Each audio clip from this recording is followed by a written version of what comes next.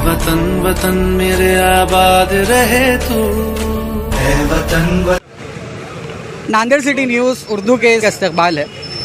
पहले तो Nanded city news Urdu की जानिब से यौम आज़ादी की तमाम ही नांदेड़ के शहरियान को बहुत बहुत मुबारकबाद।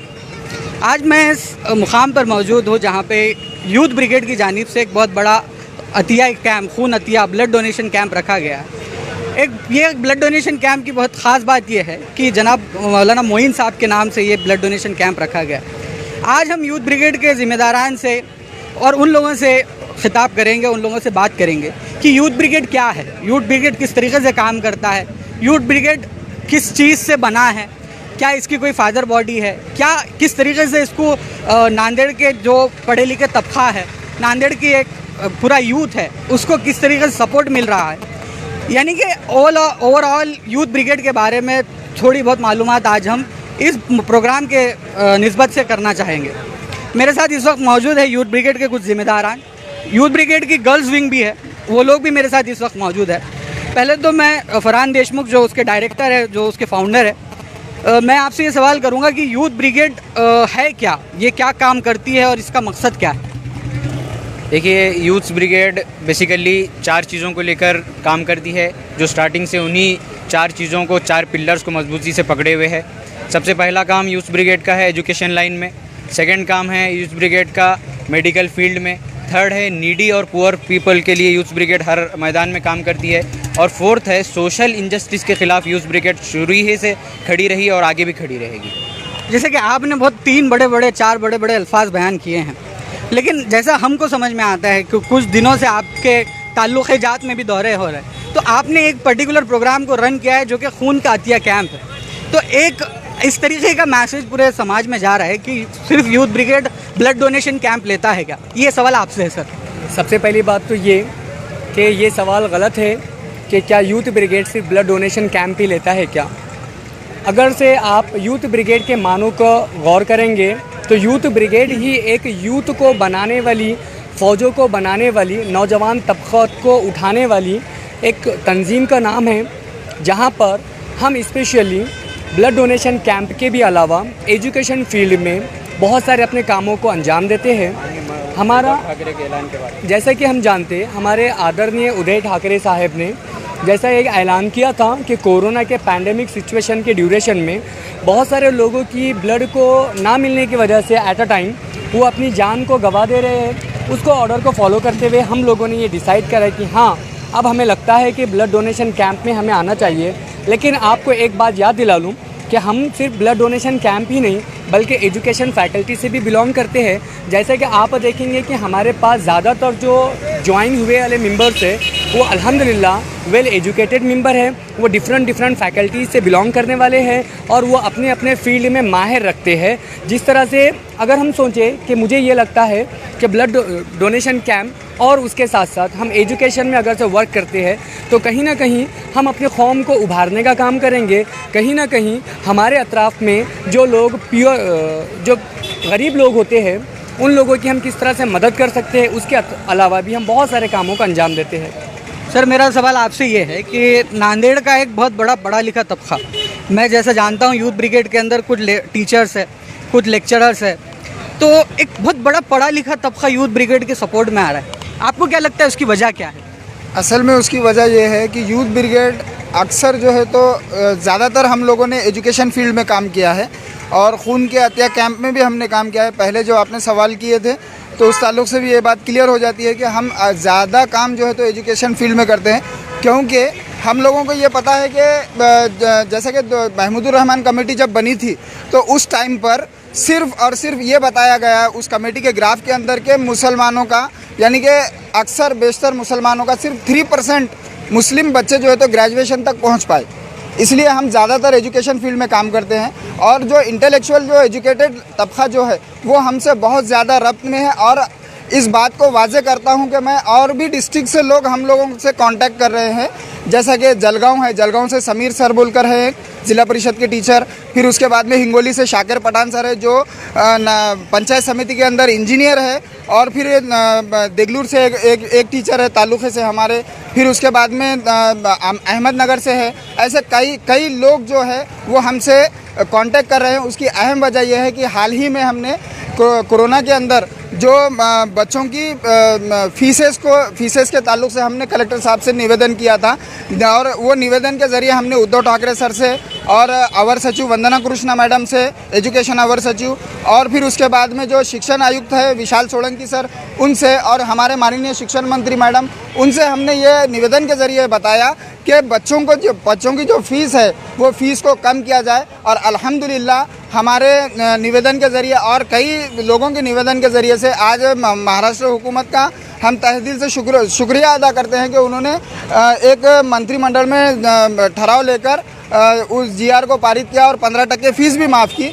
उसके अलावा यूथ ब्रिगेड, जैसे ही शिक्षण मंत्री वर्षाताई गायकवाड़ ने 6100 का रिक्रूटमेंट शिक्षक भर्ती के ताल्लुक से किया था, कंटिन्यूसली उसके बाद से उसमें हमने ये देखा कि उर्दू मीडियम के जगह कितने हैं, तो उसमें हमको ये पता चला कि उर्दू मीडियम के 522 जगह बाकी है, वैकेंट है।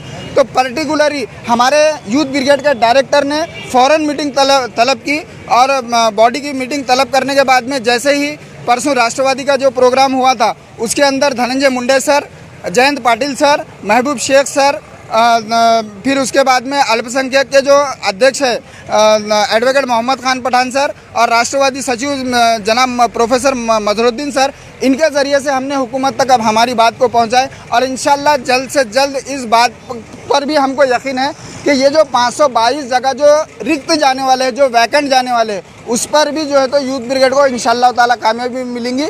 इसी वजह से इंटेलेक्चुअल तबका जो है, एजुकेशन तबका जो है वो हमसे जुड़ने के लिए आज कोशिश कर रहा है। मेरा सवाल डायरेक्टर और फाउंडर फरहान से है। एक बेसिक सवाल है कि यूथ ब्रिगेड को फॉर्म करने की वजह क्या थी? हमने जैसे देखा कि कहीं 3-4 साल ही पहले से ये काम कर रही है यूथ ब्रिगेड, तो इसकी वजह, बेसिक वजह क्या थी कि यूथ ब्रिगेड क्यों काम किया? क्योंकि जैसे कि हम नांदेड़ में देखते हैं कि कई अलग अलग ग्रुप्स है, कई सोशल ऑर्गेनाइजेशंस है, और सबसे बड़ी बात SIO भी एक तंजीम है, तो कई अलग अलग तंजीमें काम करती है नौजवानों के अंदर। तो यूथ ब्रिगेड का क्या मकसद था?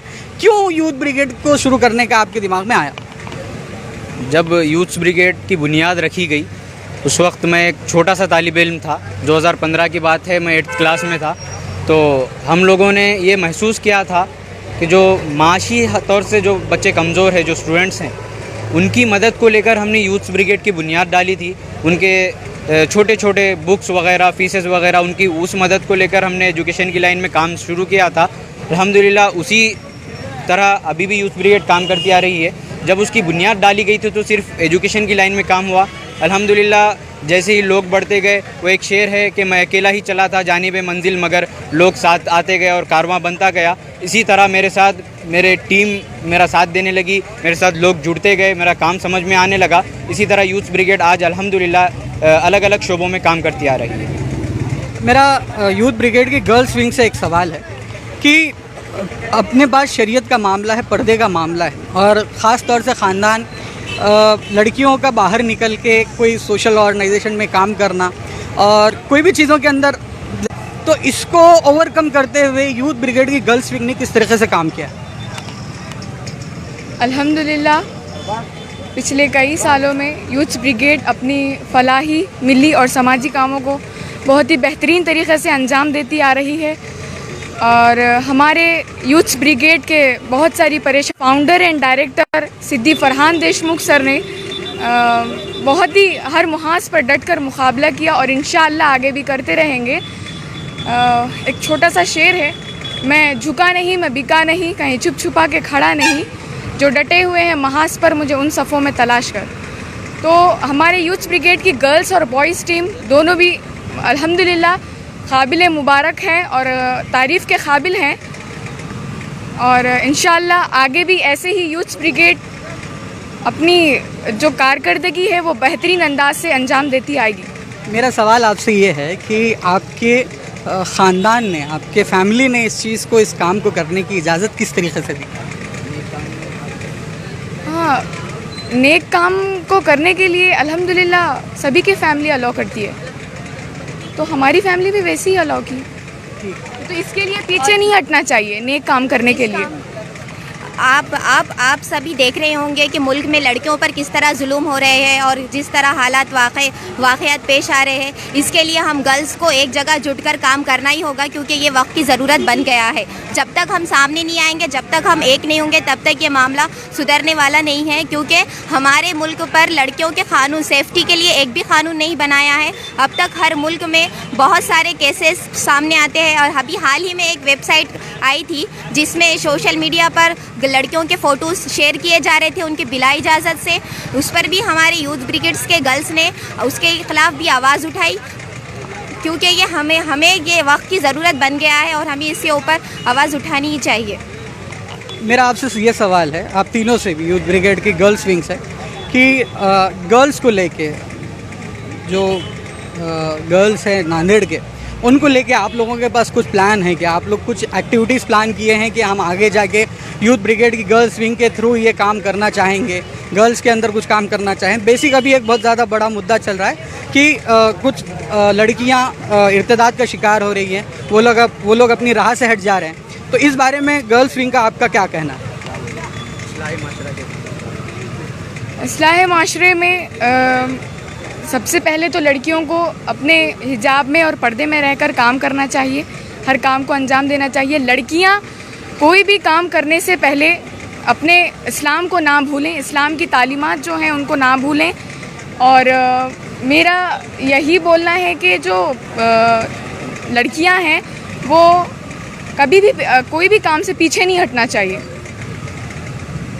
हर काम को आगे डटकर मुकाबला करना चाहिए, हर काम का, हर चीज़ का। मेरा फरहान देशमुख से और एक सवाल ये है कि बहुत बड़े प्रोग्राम आप ले रहे हैं, ज़िला भर आपका दौरा चालू है, कई ज़िले के कई कुछ इलाक़ों में आपने आपकी यूथ ब्रिगेड की छोटी छोटी शाखाएं, छोटी छोटी यूनिट्स वहाँ पे शुरू किए हैं। तो एक सवाल बहुत बेहतर अंदाज से एक आता है कि इसके लिए फ़ंडिंग कहाँ से की जा रही है? पैसा बड़ा इम्पॉर्टेंट चीज़ है कोई भी ऑर्गेनाइजेशन को चलाने के लिए, कोई भी एक तहरीक को खड़ी करने के लिए पैसा बड़ी इम्पॉर्टेंट चीज़ है। तो ये पैसा कहाँ से आ रहा है? क्योंकि एक बहुत बड़ा सवाल हर ऑर्गेनाइजेशन के बारे में किया जाता है जब वो ऑर्गेनाइजेशन उरूज के मुकाम पे होती है। जैसा कि हम सब जानते हैं, एनजीओ का वर्ड जब आ जाता है, नॉन गवर्नमेंटल ऑर्गेनाइजेशन, तो सबके जहन में एक सवाल आता है कि पैसा, फंडिंग कहाँ से आ रही है? क्योंकि ऑर्गेनाइजेशन की जो स्पाइनल कॉर्ड, जो रीढ़ की हड्डी जिसे कहेंगे, वो फ़ंड ही है। फ़ंड पर हर चीज़ मुनस्सिर होती है। अगर हमारे पास फ़ंड आएगा तो हम आगे काम करेंगे। इसी तरह यूथ ब्रिगेड के पास फ़ंड कैसे आता है और फंडिंग यूथ ब्रिगेड की किस तरह से की जाती है? ऐसे अजीमुशान ज़बरदस्त प्रोग्राम्स अलग अलग डिस्ट्रिक्ट्स में, ताल्लुक़े जात में कैसे लिए जाते हैं, और अभी आगे यूथ ब्रिगेड दूसरी स्टेट में भी काम करने वाली है। तो मैं इस बात का खुलासा बड़े ही फ़ख्र के साथ और बड़ी खुशी के साथ करना चाहता हूँ, क्योंकि इस प्रोग्राम का ख़र्च, कोई भी प्रोग्राम का हो, एजुकेशन लाइन में जब माशी हालत से जो कमज़ोर है उनकी भी जो मदद की जा रही है, मेरी टीम के youth brigade girls and boys जो टीम के बच्चे हैं, हम लोग क्या करते हैं, जो पॉकेट मनी माँ बाप से मिलती है, हमारे वालिदैन से, पेरेंट्स से जो पॉकेट मनी हमें मिलती है, हम उस पॉकेट मनी को रोज़ाना के बेसिस पे 10 रुपये, 20 रुपये, फिर मंथली के बेसिस पे 100 से 500, 1000 रुपये, ऐसे पॉकेट मनी को जमा करके एक बहुत बड़ा एक अमाउंट हम जमा कर लेते हैं और इसी के ज़रिए हम अपने प्रोग्राम्स को अंजाम देते हैं। पॉकेट मनी नौजवानों की बहुत बड़ा असासा है, उनके लिए एक बहुत बड़ी नेमत है। आप जो बोल रहे हैं मैं एक्सेप्ट कर लूँगा कि पॉकेट मनी बच्चे जमा कर, क्योंकि आपने इतनी बड़ी टीम जमा की है और वो टीम इखलास के साथ, बड़े खुलूस के साथ कुछ एक मकसद को लेकर काम कर रही, तो हो सकता है कि वो अपने पैसे जमा कर। मेरा आपसे और एक सवाल ये है कि यूथ ब्रिगेड आने वाले वक्त में क्या काम करने वाली है, और आप नांदेड़ के यूथ से और पूरे महाराष्ट्र के यूथ से क्या आप अपील करते हैं कि यूथ ब्रिगेड के बारे में किस तरीके से मालूमात लें, यूथ ब्रिगेड क्या है और क्या आप आगे एक्टिविटीज़ करने वाले हैं? जैसा कि आप सब जानते हैं, हाल ही में कुछ दिनों पहले, शायद से 4-5 दिनों पहले 12th का रिज़ल्ट आया। 12th का रिज़ल्ट आने के बाद हम लोगों ने कुछ जगहों पर मालूमात हासिल की, ये मालूम किया कि 12th के बाद लड़कियां और लड़के आगे पढ़ने वाले हैं क्या।